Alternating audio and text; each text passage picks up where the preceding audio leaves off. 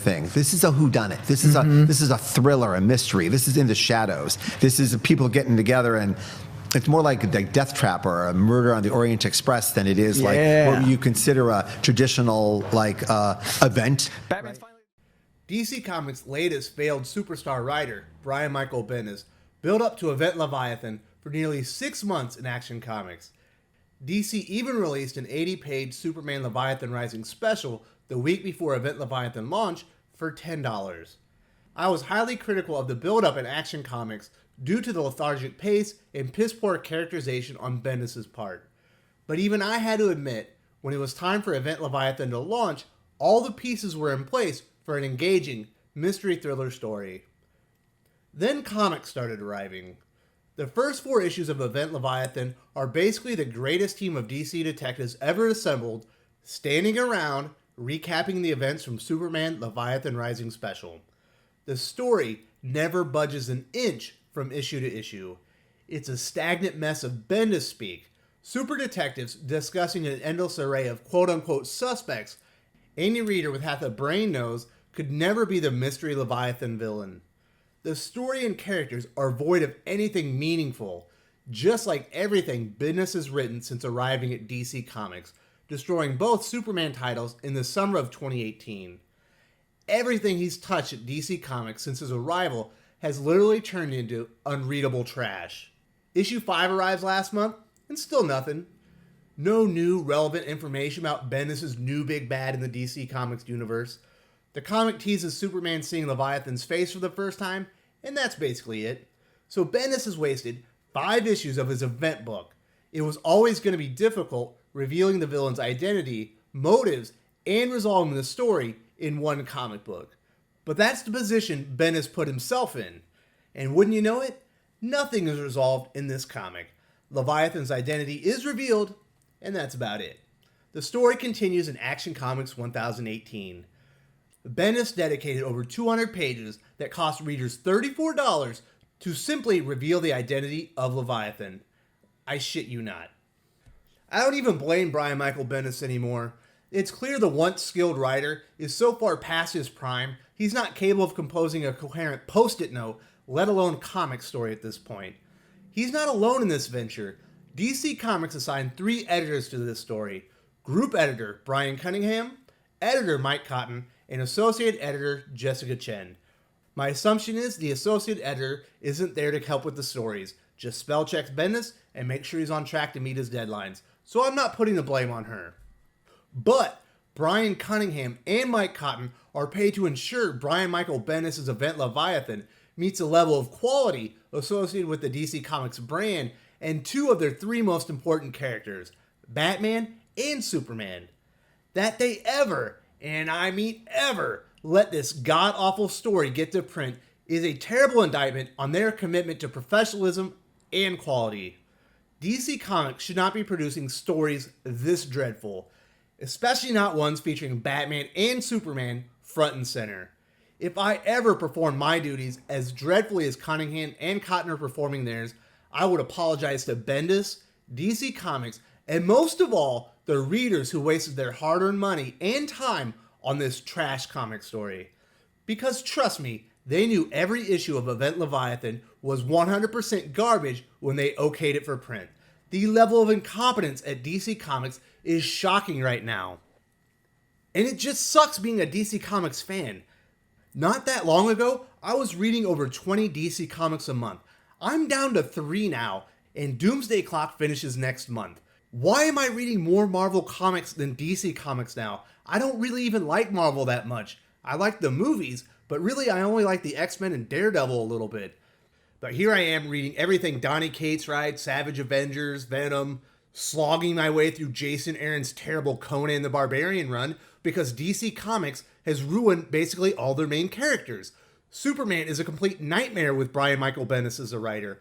Batman is virtually unreadable because of Tom King. Hell, he even destroyed Nightwing in Batman 55. Can't be Dick Grayson anymore because Dick's a funny name to Dan Didio or whatever. Dan Jurgens couldn't even make that comic readable. He's one of the best writers in the industry. Of course, they do have Grant Morrison on Hal Jordan, And I believe Dan Abnett's writing Jessica Cruz, so a couple of the laners are in good hands. But basically, DC feels like a complete shit show right now. I can't even pay attention to the good books they have because the top of their lineup is so completely filled with filth and terrible writing. King and Bendis are destroying DC Comics. Their characterization and the way they bastardize Superman, Batman, and any other character they get their hands on is infuriating. I can't take it anymore. And I know you're going to say, oh, Wes, it's just a comic book. Yeah, but these are my favorite characters. This is what I do for fun. This is what I do because I have a passion for it. I have a YouTube channel because I love comic books, specifically because I love Valiant Comics and DC Comics. Valiant's so far gone, I don't even want to talk about it. And DC Comics are an absolute nightmare, despite having the best set of heroes in the entire industry. And not only that, they have the best set of writers in the industry. They have Scott Snyder, Dan Jurgens, Peter J. Tomasi, Robert Venditti. Hardly any of these guys ever get a turn with the best characters on DC because they keep putting them with these crappy postmodern literature douchebags that don't know how to write superhero comics. They don't like heroes. They want everything deconstructed. They want to show you everything wrong with the heroes and why they're not really heroic and why they're just like you and me. Well, guess what? I don't read Batman because I think he's like me. I want to read Batman because he's a hero. Nobody wants to read about a Superman whose wife is stepping out on him and can't even take care of his own son. I see plenty of bad fathers and husbands on the news. I don't need it in my superhero comics. And the worst part is, the comic industry has a real problem with art talent right now. Well, guess what? DC Comics have the best collection of visual story talent in the world, bar none. Clay Mann, Lee Weeks, Greg Capullo, Mitch Gerads, Steve Epting, Howard Porter, Ivan Reis, Tony Daniel, Liam Sharp, Freddie Williams II, and the list goes on. And most of them are being wasted on these crap writers who don't know how to write stories, who hate the characters that they're writing. It's infuriating. DC Comics should be the pinnacle of superhero storytelling with the best connected universe. There's no continuity right now. The continuity is garbage, and it's all because of these editors who don't know what they're doing. They don't care about professionalism. They don't care about quality. They only care about being yes men for these crappy postmodern writers who don't know how to write stories right now. And Marvel is lapping them. Marvel is making them look stupid. And Marvel is run by a cabal of dumbasses like C.B. Cebulski and the Legion of Doofuses, led by Tom Brevoort and Jordan White, and they're still lapping DC Comics because they put one quality writer on X-Men, and now he's rejuvenated the entire line. He's lifting all of Marvel Comics up because they put a good writer on a quality IP. DC Comics puts all their worst writers on their most important characters, and it's ruining their entire lineup of comic books. Just being a DC fan right now is the most frustrating thing in the world. Don't get me wrong, I'm very happy that X-Men is great right now. Jonathan Hickman's doing a stellar job. Dawn of X has been a huge success. House of X and Powers of 10 were more successful than anyone could have ever imagined. But that doesn't mean I don't want DC Comics to be good. I want DC Comics to be better, and they just suck right now. Anyway, if you like the channel, subscribe, ring the bell for notifications. I appreciate the support. Thanks for listening to that rant. I don't do that often, but man, this comic is it's terrible, and I needed to get that off my chest. All right, now let's get to the comic book review. All right, I don't normally do this, but I'm going to start with the worst first. Turns out Leviathan is former Manhunter Mark Shaw. If you don't know who Mark Shaw is, you're not alone. I guess Bendis thought it would be a brilliant twist to make Leviathan a nothing throwaway character that nobody would care about, which fits the overall theme of the book, I guess. I thought about researching the character so I wouldn't sound uninformed, but I could honestly care less at this point, so whatever. Shaw kills Sam Lane in front of Superman and asks him to join his team of turncoat spies. Pretty stupid plan, if I'm being honest. He kills Superman's father-in-law in front of him, so he'll join his team. Needless to say, Superman didn't bite. But Leviathan did use one of Sam's papers warning of unrest in the intelligence community to map out his plans, and basically Leviathan wants to dismantle all the secrets of the world and rebuild. How treacherous. And the story's conclusion is somehow even less satisfying than the Mark Shaw reveal. Both sets of detectives confront him.